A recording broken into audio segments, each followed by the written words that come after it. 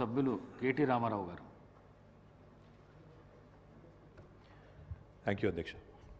అధ్యక్ష, గౌరవనీయులు పెద్దలు, దివంగత ప్రధానమంత్రి మాన్యులు డాక్టర్ మన్మోహన్ సింగ్ గారికి నివాళులర్పించే ఈ సందర్భంగా ముందుగా ముఖ్యమంత్రి గారు ప్రవేశపెట్టిన సంతాప తీర్మానానికి పూర్తిగా మా పార్టీ తరపున మద్దతు తెలియజేస్తూ డాక్టర్ మన్మోహన్ సింగ్ గారికి భారతరత్న ఇవ్వాలి అని ఏదైతే వారు ప్రతిపాదన పెట్టారో దానికి కూడా సంపూర్ణంగా మా మద్దతు ప్రకటిస్తూ తప్పకుండా ఈ భారతరత్న అనే పురస్కారానికి గౌరవానికి వారు ఖచ్చితంగా అర్హులనే మాటను కూడా మా పార్టీ కూడా సమర్థిస్తూ వారి ప్రతిపాదనను పూర్తి స్థాయిలో ఏకీభావం తెలియజేస్తా ఉన్నాం అధ్యక్ష. మన్మోహన్ సింగ్ గారి గొప్పతనాన్ని, మన్మోహన్ సింగ్ గారి యొక్క సామర్థ్యాన్ని, మన్మోహన్ సింగ్ గారి యొక్క తెలివితేటల్ని మొట్టమొదటగా గుర్తించింది కూడా మన తెలంగాణ బిడ్డ పివి నరసింహారావు గారు అనేది నిర్వివాదం అధ్యక్ష.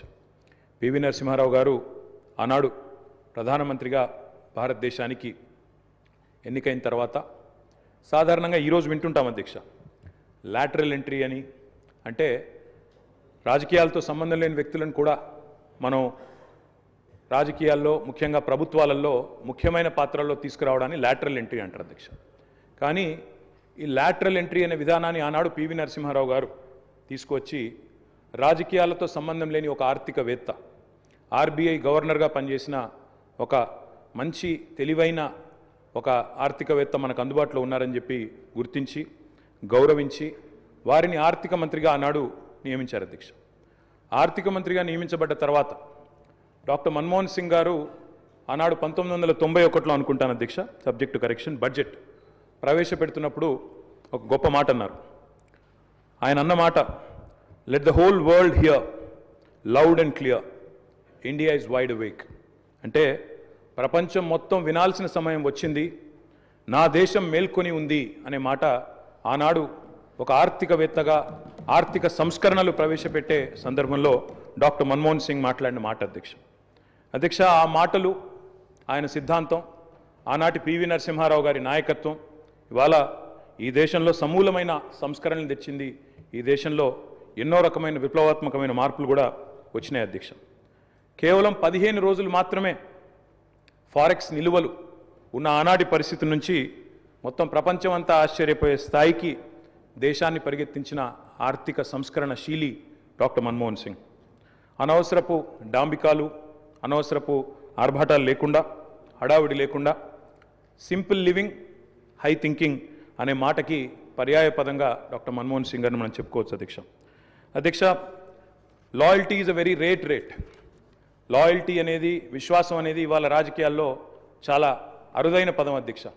అట్లాంటిది తనకు అండగా నిలబడ్డ మరి కాంగ్రెస్ పార్టీకి జీవితాంతం సేవలు అందించిన ఒక మహానుభావుడు డాక్టర్ మన్మోహన్ సింగ్. ఎందుకంటే ఒక ఆర్థిక మంత్రిగా, తర్వాత ప్రధానమంత్రిగా 10 ఏళ్ల పాటు పనిచేసి మరి పూర్తి స్థాయిలో ఆ పార్టీ అధికారం కోల్పోయిన తర్వాత కూడా అంతే స్థాయిలో నమ్మకంగా, ఇందాక ముఖ్యమంత్రి గారు చెప్పినట్టు అవసరమైతే ప్రజాస్వామిక నిరసన కార్యక్రమాల్లో కూడా ఆ పార్టీ తరఫున ఒక సభ్యుడిగా పాల్గొన్న ఒక అభ్యుదయవాది, ఒక నిరాడంబర మనిషి డాక్టర్ మన్మోహన్ సింగ్ అధ్యక్ష. ఆయన ప్రధానమంత్రిగా ఉన్న కాలంలోనే మా నాయకుడు, మా పార్టీ అధ్యక్షులు, తెలంగాణ తొలి ముఖ్యమంత్రి కేసీఆర్ గారు దాదాపు ఒక 1.5 సంవత్సరాల కాలం పాటు వారి క్యాబినెట్లో మంత్రిగా కూడా పనిచేశారు అధ్యక్ష. మంత్రిగా పనిచేసే క్రమంలో ఆనాడు 2004లో కాంగ్రెస్ పార్టీతో పొత్తు పెట్టుకొని మరి ఆనాడు ఎన్నికల్లో గెలిచిన తర్వాత క్యాబినెట్లో భాగస్వామ్య పక్షాలను కూడా ఆహ్వానించి కేసీఆర్ గారి క్యాబినెట్ మంత్రిగా తీసుకున్న తర్వాత వెంటనే ఒక చిన్న చిక్కు సమస్య వచ్చింది అధ్యక్ష. కేసీఆర్ గారికి పోర్ట్ఫోలియో ఆనాడు షిప్పింగ్ పోర్ట్ఫోలియో ఇవ్వడం జరిగింది.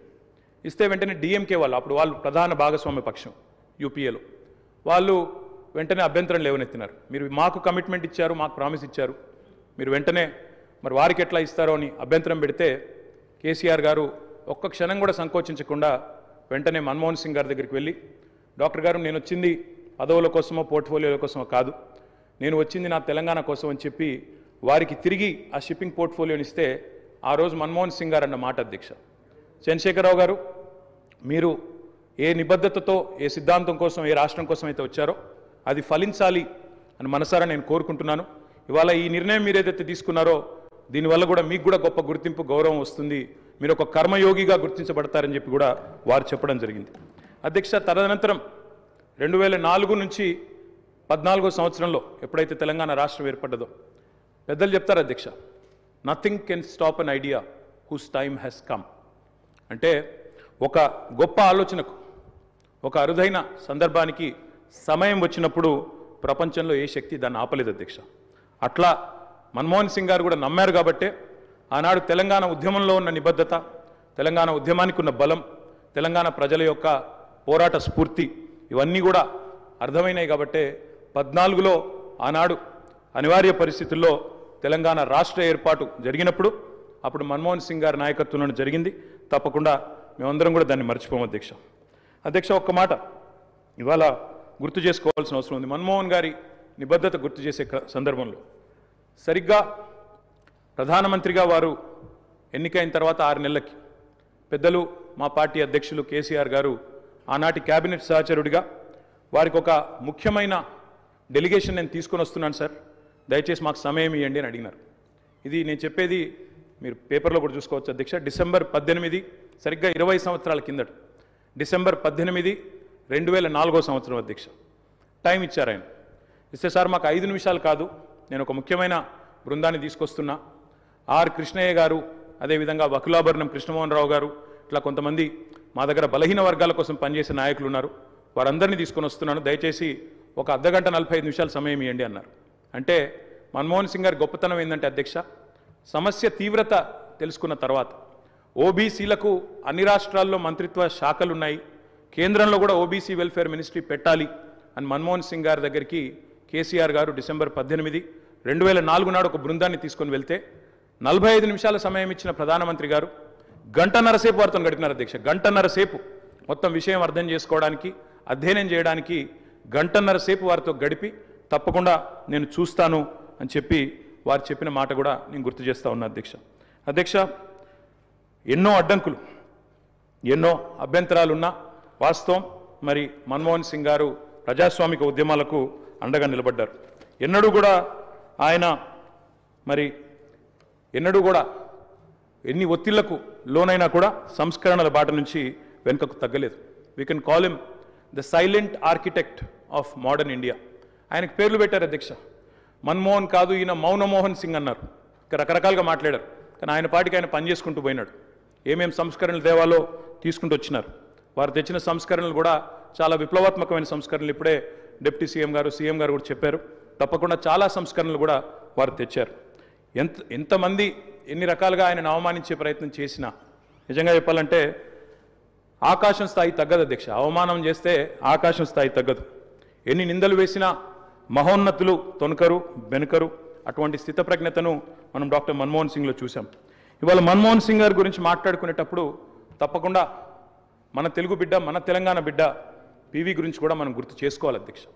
మేము మొన్న మా పార్టీ అధ్యక్షులు పెద్దలు కేసీఆర్ గారి ఆదేశం మేరకు పార్టీ వర్కింగ్ ప్రెసిడెంట్గా నేను, నాతో పాటు మా గౌరవ రాజ్యసభ సభ్యులు అందరం కూడా వారి ఇంటికి పోయాం, నివాళులు అర్పించాం. తెల్లారి అంత్యక్రియల్లో మేము కూడా పాల్గొన్నాం అధ్యక్ష. మొత్తం అంత్యక్రియలు ముగిసిన తర్వాతనే వారి కుటుంబాన్ని కలిసి పరామర్శించి మా తరపున కూడా సానుభూతిని చెప్పి వచ్చినాం అధ్యక్ష. కానీ అక్కడ పోయినప్పుడు ఒక మాట మాత్రం కొంత బాధ అనిపించింది అధ్యక్ష. మన్మోహన్ సింగ్ గారికి మొన్న జరిగిన వారికి గౌరవప్రదమైన వీడ్కోలు ఢిల్లీలో మన తెలంగాణ బిడ్డ పివి గారికి దక్కలేదు అనే బాధ మాత్రం కొంత అనిపించింది అధ్యక్ష. దయచేసి నేను ముఖ్యమంత్రి గారిని కోరుతా ఉన్నా, ఇది తెలంగాణ శాసనసభ. ఇప్పుడు మీరు అన్నారు తీర్మానం భారతరత్న అన్నారు, సంతోషం. అదే మాదిరిగా విగ్రహం పెడదామన్నారు. తప్పకుండా ప్రభుత్వం ఎక్కడ వారు నిర్ణయిస్తే అక్కడ మేమందరం కూడా వస్తాం అధ్యక్ష. తప్పకుండా అట్లాంటి కార్యక్రమాల్లో కలిసి పాల్గొంటాం. కానీ పివి నరసింహారావు గారికి కూడా ఢిల్లీలో ఒక మెమోరియల్ ఏర్పాటు చేయాలని చెప్పి శాసనసభ తీర్మానిస్తే మన తెలంగాణ బిడ్డ, మన తెలుగు బిడ్డ, మనవాడు పివి గారికి కూడా సముచితమైన గౌరవం కేంద్ర ప్రభుత్వం ఇవ్వాలి అనే ఒక ప్రతిపాదన కూడా మన శాసనసభ నుండి పోతే బాగుంటుంది.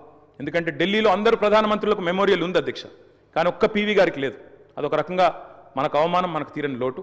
కాబట్టి ఈ తీర్మానంతో పాటు దాన్ని కూడా జతపరిచి పంపించినట్టయితే తప్పకుండా వారిని కూడా, ఎందుకంటే మన్మోహన్ గారిని రాజకీయాల్లోకి తెచ్చిందే పివి గారు, అట్లాంటి పివి గారికి కూడా ఒక మెమోరియల్ ఏర్పాటు చేయాలని శాసనసభ ఏకగ్రీవ తీర్మానం చేస్తే మన గౌరవం కూడా పెరుగుతుంది, మన సభ గౌరవం కూడా పెరుగుతుందనే మాట కూడా తెలియజేస్తూ ముఖ్యమంత్రి గారు పెట్టిన సంతాప తీర్మానానికి సంపూర్ణమైన మద్దతును, ఆ కుటుంబానికి మా ప్రగాఢమైన సానుభూతిని కూడా తెలియజేస్తాం. అధ్యక్ష.